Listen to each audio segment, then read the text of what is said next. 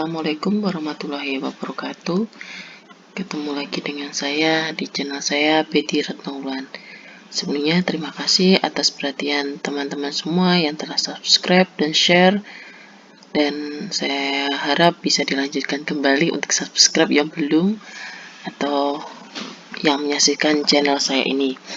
Di sini saya akan mempresentasikan yaitu materi platform yang akan dilaksanakan di in-house training di SD kami, yaitu di SD Negeri 1 Ngerakum, Kabupaten Boyolali. Ini hanya sebagai contoh, mungkin bisa menjadikan referensi bagi teman-teman semua.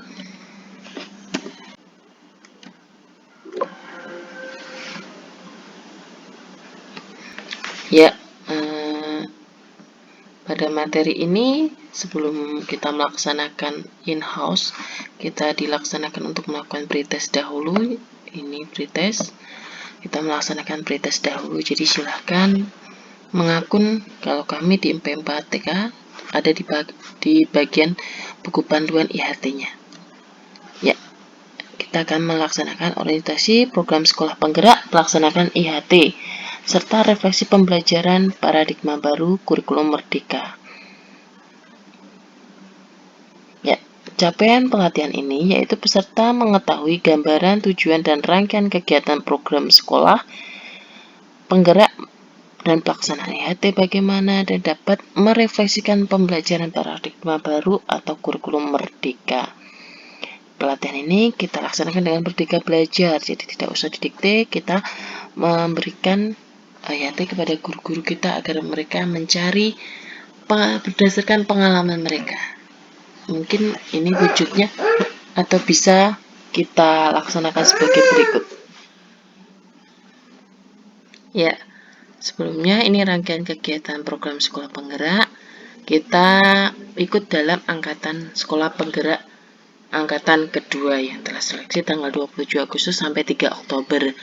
Untuk lebih jelasnya, kita mengikut pada Keputusan Menteri Pendidikan Kebudayaan Riset dan Teknologi nomor 56/M/2022 tentang pedoman penerapan kurikulum dan rangkaian dalam rangka pemulihan pembelajaran.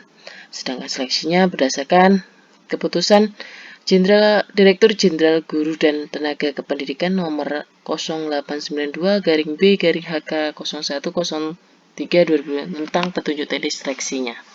Mungkin itu secara umumnya. Kita lanjutkan. Ya, untuk program sekolah penggerak merupakan penyempurnaan program transformasi sekolah sebelumnya. Salah satunya kolaborasi antara Kemdikbud dengan daerah. Jadi komitmen Pemda di sini menjadi kunci utamanya. Kedua, intervensi dilakukan secara holistik mulai dari SDM, sekolah pembelajaran, perencanaan, digratis dan pendampingan pemerintah daerah. Ketiga, memiliki ruang lingkup yang mencakup seluruh kondisi sekolah, tidak hanya negeri atau unggulan saja. Seperti SD saya, itu bukan unggulan, kami berada dalam tahap 1. Makanya kita harus berjuang bersama. Keempat, yaitu pendampingan dilakukan selama 3 tahun ajaran dan sekolah melakukan upaya transformasi secara mandiri berkelanjutan. 5, program dilakukan terintegrasi dengan ekosistem sehingga seluruh sekolah di Indonesia menjadi sekolah penggerak. Jadi kita menjadi panutan mungkin untuk sekolah-sekolah lainnya nantinya. Lanjut, siapa yang berperan dalam program sekolah penggerak? Yang berperan dalam sekolah penggerak pertama adalah kepala sekolah sebagai seleksi utamanya. Setelah sekolah ini, kepala sekolah melakukan program atau telah melaksanakan BIMTEK, dia akan melanjutkan dalam siklus yang berputar seperti ini, berkesinambungan tanpa putus. Jadi diharapkan nantinya kepala sekolah akan menjadi seorang, mungkin dibilang seorang diplomator atau bisa berfungsi sebagai komunikasi dengan semuanya, seperti itu. Ya, lanjut. Ya, ini tahapan transformasi sekolah Indonesia. Program sekolah penggerak akan mengakselerasi sekolah negeri atau swasta bergerak 1 atau 2 tahap lebih maju dari dalam waktu 3 tahun. Saya sendiri menargetkan sekarang sekolah kami misal ada di tahap 1. Saya berusaha nanti tahun depan tahap 2 dan tahun berikutnya tahap 3. Syukur-syukur bisa mencapai tahap 4. Tapi minimal kami bisa mencapai di tahap 3. Mungkin sekolah Bapak Ibu bisa melaksanakan tanpa berbeda seperti itu. Keempat, kita mengacu pada visi misi atau kita pada platform Merdeka Mengajar episode ke-7. Jadi episode yang ke-7 kita melaksanakannya dengan selalu berlandaskan pada visi pendidikan Indonesia, mewujudkan Indonesia maju yang berdaulat mandiri dan berkepribadian melalui terciptanya pelajar Pancasila. Sekolah penggerak sebagai katalis. Katalis itu yaitu bahan perubah tentunya ya. Itu agar terwujud visi pendidikan Indonesia tadi. Berlandaskan profil pelajar Pancasila seperti ini yang ada 6. Beriman dan bertakwa kepada Tuhan Yang Maha Esa, berkebinekaan global, gotong royong, kreatif, bernalar kritis, dan mandiri. Kita lanjutkan. Apa itu sekolah penggerak? Kolaborasi dengan Pemda dan seterusnya. Apa itu sekolah penggerak? Kolaborasi Kemdikbud dan Pemda. Secara holistik tadi sudah dijelaskan di depan. Sasarannya apa? Hasil belajar bisa di atas rata. Lingkungan belajar aman dan inklusif seperti tadi, berlanjut 1-2 tahap. Ya, ruang lingkup perubahan program sekolah penggerak seperti ini. Kolaborasi pemerintah daerah diikuti oleh PAUD. Durasi program yaitu selama 3 tahun. Semua tahap, bisa tahap 1, tahap 2, ataupun tahap 3 yang mengikuti program ini. Ya, ini dia secara teoritisnya. Program sekolah penggerak merupakan penyempurnaan transformasi sekolah sebelumnya. Program sekolah penggerak akan mengakselerasi negeri atau swasta yang sudah dijelaskan tadi juga. Ya, sekarang kita masuk pada pembelajaran paradigma baru atau kurikulum merdeka. Paradigma baru. Apa sih paradigma baru? Apa yang pendidik lakukan dalam merencanakan perjalanan belajar murid-murid? Bagaimana Anda menciptakan belajar murid itu menggunakan apa sih? Lalu menjadikan kurikulum perlu diubah apa sebenarnya? Itu sebagai kata-kata pematik. Perbedaannya dengan keadaan terdahulu apa dari sekarang? Bisa dilihat dari pembelajarannya, sumbernya, modulnya, atau cara belajarnya, bisa dilihat dari seperti itu. Nah, ini dia tantangan masa depan dan persepsi yang dilakukan di dalam masyarakat. Apa sih yang membuat pengembangan alasan kurikulum itu juga selalu berubah? Ini dia. Yang menitik beratkan lebih ke kompetensi masa depannya. Karena kita harus terus berjuang dengan kondisi yang sekarang serba teknologi digital. Ya, pembelajaran. Kita mematik guru bisa dengan pembelajarannya. Apabila jam pembelajaran dan hari efektif tinggal sedikit, apa yang Anda perlu lakukan? 1. Apakah menyelesaikan materi? Atau nomor 2, mencapai tujuan pembelajaran. Ya, kiranya Bapak Ibu memilih apa? Ya, sebenarnya yang kita tujukan yaitu tetap memperoleh atau melihat tujuannya. Yang tujuannya dicapai dan tidak harus berlandaskan materi. Kalau tujuannya mungkin bisa menghafal, bisa menulis huruf A, ya sudah. Tidak harus dia bisa membaca A, D, A, misal ada dan seterusnya. Pengertian kurikulum. Kurikulum adalah segala bentuk dari awal sampai akhir murid dalam menerima pembelajaran berdasarkan pada pengalaman yang diterima. Sebenarnya ini menurut pendapat saya. Jadi kurikulum itu ya semuanya yang dilakukan oleh siswa dari awal ataupun guru ataupun kepala sekolah dari awal pembelajaran dari titik awal hingga akhir yang akhir evaluasi atau asesmen yang diterimanya.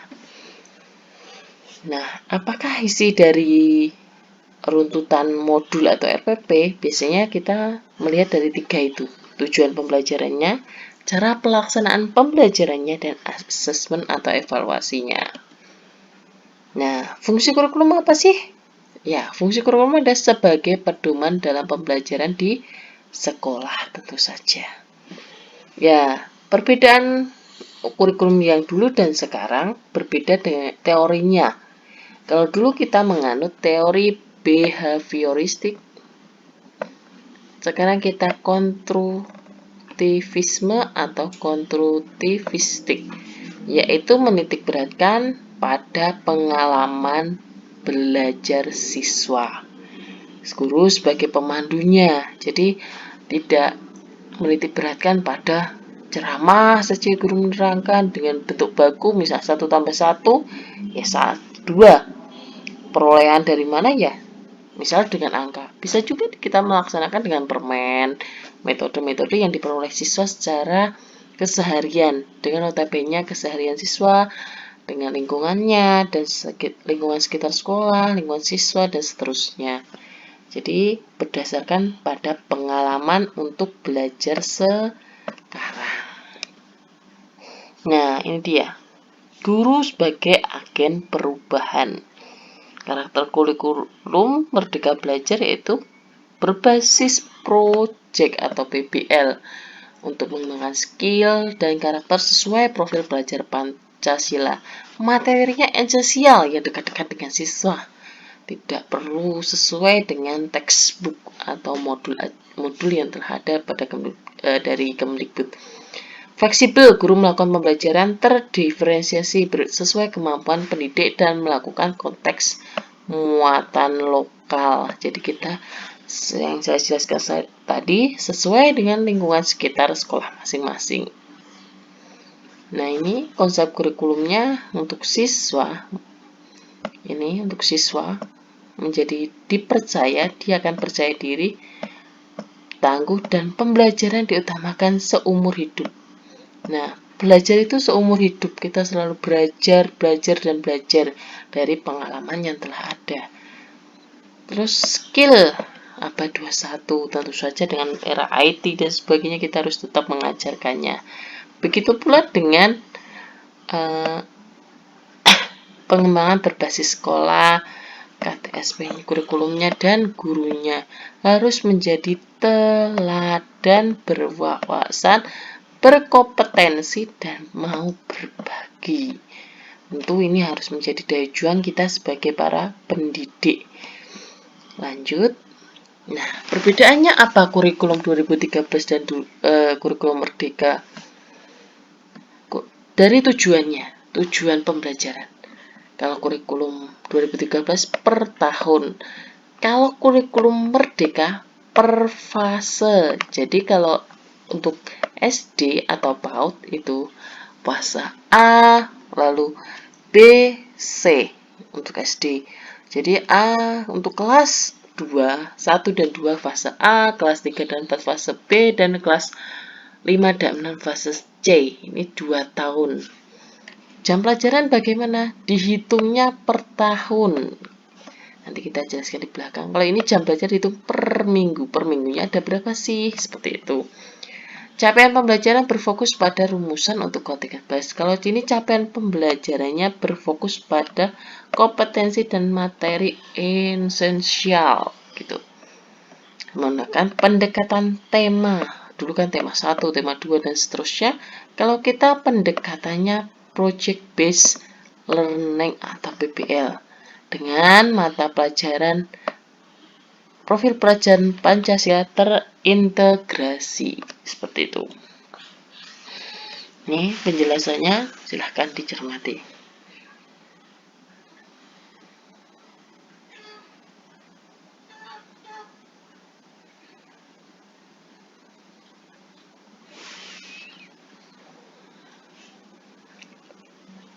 Dari segi struktur, selanjutnya dari segi kurikulum baru dengan istilah baru. Kalau di dulu kita kenal dengan KI, dan KD. Kalau sekarang kita kenal dengan capaian pembelajaran atau CP. Lalu jumlah jam pelajarannya. Tadi sudah dijelaskan, analoginya seperti ini. Misal kita belajar bahasa Inggris di kelas 6, bisa diajarkan semua di semester ganjil. Semester 2 nanti tidak mengajarkan, bisa saja seperti itu. Lalu profil pelajar Pancasila seperti ini.